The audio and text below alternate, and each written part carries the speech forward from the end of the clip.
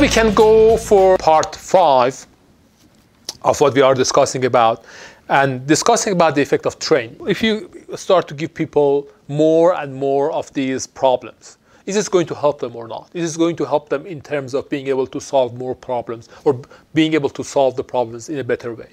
As Mikhail mentioned today, that as he's using the Tower of London to assess patients, he's fully experienced in terms of being able to solve this problem because he has done that several times. And then the question would be, doing these kind of Tower of London exercises frequently is going to help him to solve other problems in the kind of external world or in the real life or not?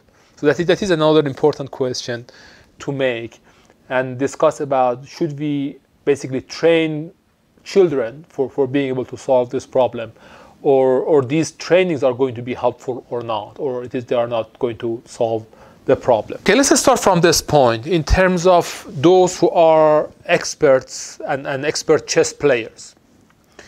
I'm not sure it is a really kind of big deal right now to be a good chess player right now with these computers and kind of the softwares that are available to be able to do kind of chess. But when I was something like at the age of something like 15, 16, 18, I do clearly remember kind of being trained as an expert chess player was a big deal.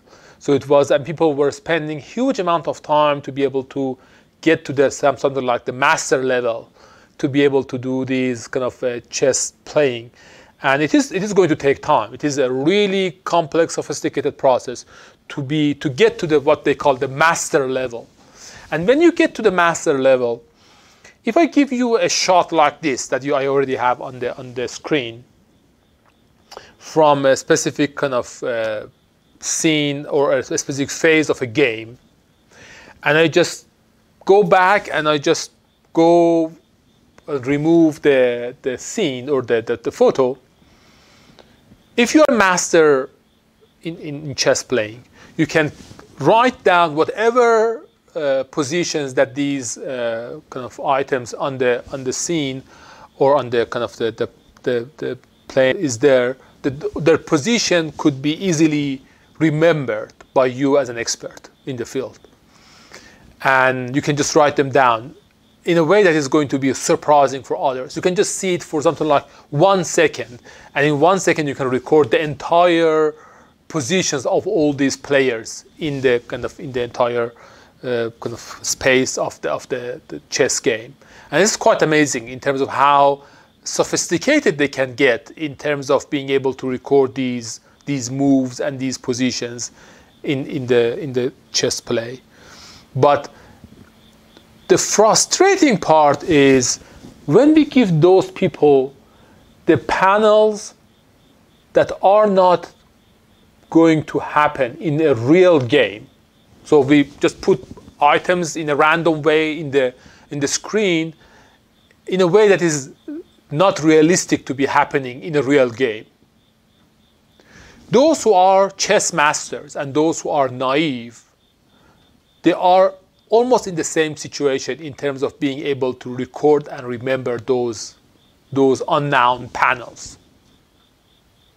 So obviously those who are chess masters, they are not better in terms of their memories, even the visual memories that they have.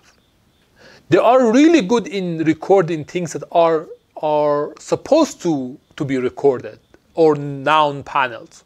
But if you give them unknown panels, they are almost the same as naive people in terms of being able to record and just write down the scene that they saw.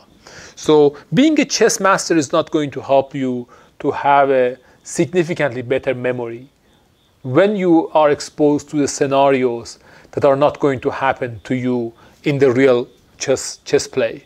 And that is to some extent frustrating, because what we call this is that we are expecting to have what we call transfer effect. If people are trained in one specific game, we like them to be able to perform better in other games. For example, if we, let's say, have Mikhail is able to do the Tower of London, we really like him to also be able to do Wisconsin karting sort tasks in a better quality. But it seems that there is not very much significant transfer effect, especially when we talk about far transfer effect in terms of having those trainings being reflected into the real life and help you to be able to perform better in your real life. This is something that is not going to happen. And it is true, those who are, let's say, chess masters, they have most of them they have a really better cognitive function to start with from the first day. So in their real life, they might perform better than normal people. But in reality, most of them, they do not gain very much from playing chess in terms of being able to solve real life problems. And that is kind of frustrating to some extent. And I'm going to get back to that in terms of why should we help people to train these games if they are not going to make any sort of far transfer effect or significant far transfer effect. To give you another kind of idea about how these trainings are working, let's think about a specific, let's say, laboratory task that you're supposed to keep your equilibrium or keep your balance over these kind of moving panels. And you start to learn how to keep your balance over these moving panels. It's really close to what we do when you are using the paddle boards that I mentioned kind of last session. You are supposed to just keep your balance over just a panel or a board that you have over water, and you are supposed to just remain standing over the board. And over the time, you realize that even after just few sessions of training, you have much better experience, much better expertise to be able to keep your balance. So you start to learn that. So people have started to think about, okay, if we do the training and do the imaging again and again over time, can we see the changes in the brain? So let's say 2 weeks of training. Can 2 weeks of training would make a significant change in the brain in terms of the brain structure and function that we have? This is what they realized. First of all, they realized that in terms of the behavior or the function could get better over time. And even if we give people, let's say, 3 months of rest, they can still be in a really good shape. So it is not something like after 3 months it goes back to the zero. You keep the fitness that you gain from these trainings for quite a long time. And that's an interesting part about training, which gives you something like a long-lasting effect, even when you stop doing these trainings. And you can see those trainings that are reflected in changes in gray matter in different areas in the brain, mainly prefrontal cortex, as you can see here, and some white matter track changes, as you can see here. So areas related to control, they have higher, let's say, gray matter and white matter densities, and that is quite interesting. But the question is how these trainings could be helpful. Can we do trainings in a way that are going to have far transfer effect? And if I want to talk about that, I need to talk about at least 4 or 5 different issues regarding brain training. How we can use these strategies to have brain training which is going to have far transfer effect in real life.